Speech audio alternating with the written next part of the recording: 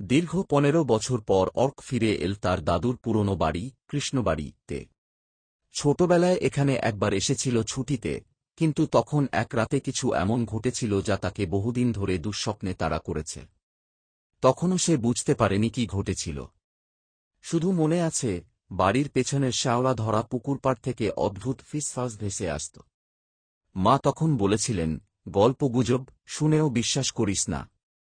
কিন্তু সেই রাতে পুকুরে একটা মানুষ পড়ে গেল। না, পড়ে গেল বলা ভুল, কেউ যেন টেনে নিয়ে গেল অন্ধকার জলে। অর্ক এবার এসেছিল তার দাদুর মৃত্যুর পর আইনগত সম্পত্তি বুঝে নিতে। বাড়িটা এখন তার নামে। কিন্তু সে জানত, বাড়িটা শুধু ইট কাঠ ছাদ আর দরজা নয়। এখানে আছে কিছু যা মানুষকে দেখে না, ছুঁয়ে ফেলে, কিন্তু সাড়া দেয় না। প্রবেশের মুহূর্তে ঘরের বাতাসই অস্বাভাবিক ঠান্ডা লাগল। পুরনো কাঠের গন্ধ, ভাঙা টিউবের ঝিঁঝি ধ্বনি, আর কোথাও যেন কারো শ্বাসপ্রশ্বাস। রাত বাড়তেই বাড়ির পুরনো রেকর্ড প্লেয়ারটা নিজে থেকেই চালু হয়ে গেল। একলা পাথর পথে কাঁদে ছায়ারা। ঘরের লাইব্রেরিতে অর্ক একটি পুড়ে যাওয়া পুরনো বই পেল। একটা চামড়ার মোড়া, যার পাতাগুলো ছেঁড়া। প্রথম পাতায় লেখা, এই পাণ্ডুলিপি যার হাতে যাবে, সে অন্ধকারের পথে পা দেবে। নিজেকে বাঁচাতে হলে ত্যাগ করতে হবে যা সবচেয়ে প্রিয়।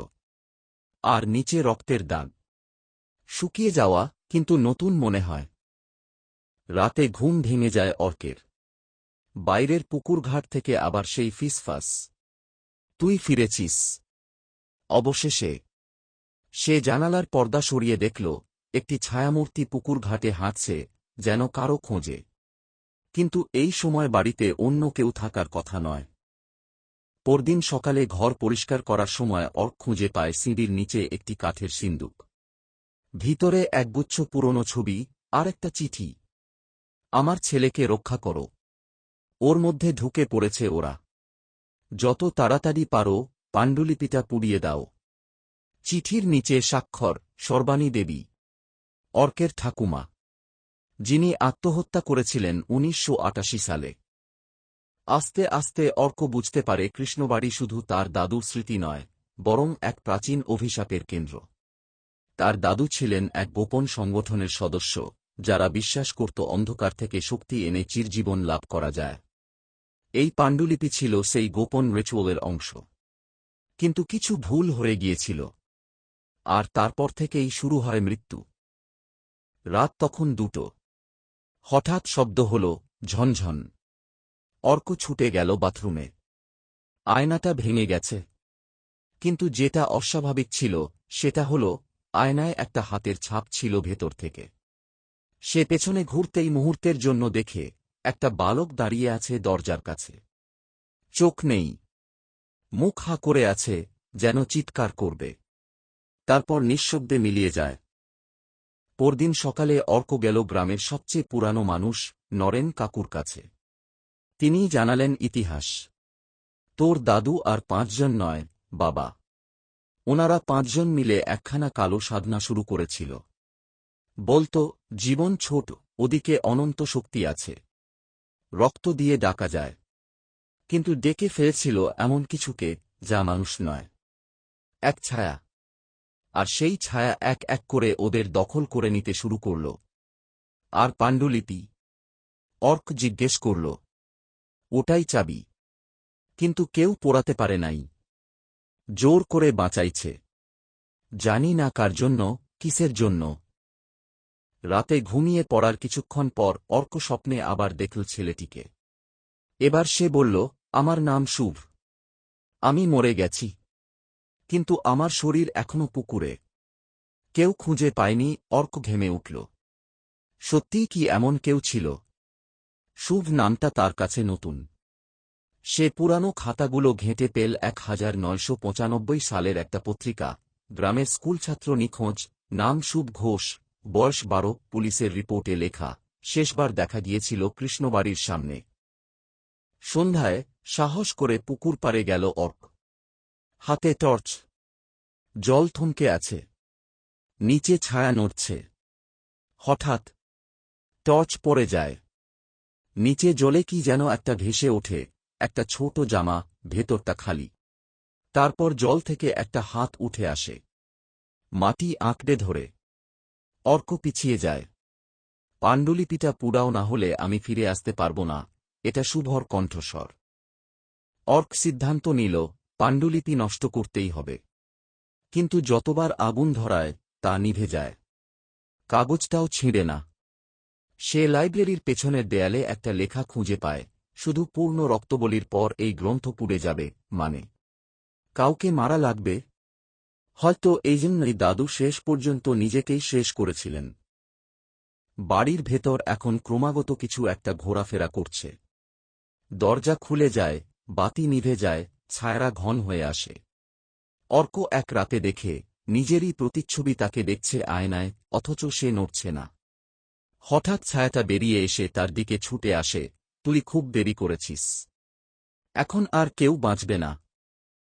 অর্ক গ্রামের পুরনো পূজার ঘরে খুঁজে পেল একটি সাদা পাথরের ফলক। তাতে উৎকীর্ণ ছিল, যে নিজেকে বিসর্জন দিতে পারে সেই একমাত্র মুক্তি দিতে পারে আত্মাকে।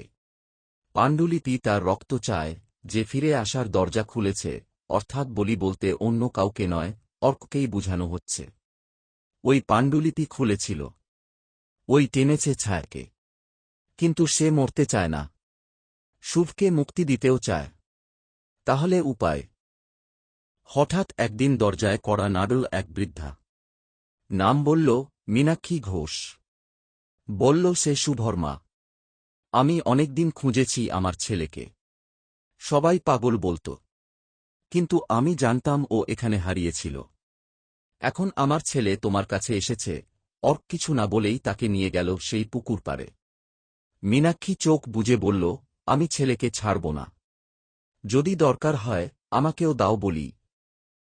রাতে পাণ্ডুলিপির পাতা একটার পর একটা পড়ে অর্ক বের করে ছায়ার আসল পরিচয়। সে এক প্রাচীন তান্ত্রিক সত্তা, নাম অরকাল, যাকে ডাকা হয়েছিল অমরত্বের জন্য। কিন্তু সে ছিল প্রতারক, শরীরে প্রবেশ করে মন দখল করে নিত। একবার প্রবেশ করলে আর কেউ ফিরতে পারত না। অর্ক বোঝে অরকাল এখন তাকে চাইছে, তার দেহে আশ্রয় নিতে। শুভের আত্মা শুধু একটি বাধা।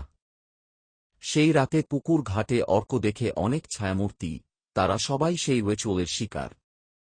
একজন কেউ না কেউ হারিয়েছে, কেউ পুড়েছে, কেউ গলা কেটেছে, কেউ পুকুরে ঝাঁপ দিয়েছে। শুধু শুভ নয়, আরও অনেক শিশু হারিয়েছে এই অভিশপ্ত বাড়িতে। তারা সবাই এখন চায় মুক্তি। পরদিন মধ্যরাতে অর্ক, মীনাক্ষী এবং শুভের আত্মাকে নিয়ে যায় লাইব্রেরির সামনে। পাণ্ডুলিপি একে একে জ্বালাতে চায়, কিন্তু কিছুতেই আগুন ধরছে না। মীনাক্ষী নিজের হাত কেটে দেয় রক্ত পাণ্ডুলিপির উপর। আগুন লেগে যায়, কিন্তু সঙ্গে সঙ্গে গোটা বাড়ি কেঁপে ওঠে। ছায়া ছুটে আসে, চিৎকার করে, আমার ঘর পোড়াচ্ছিস?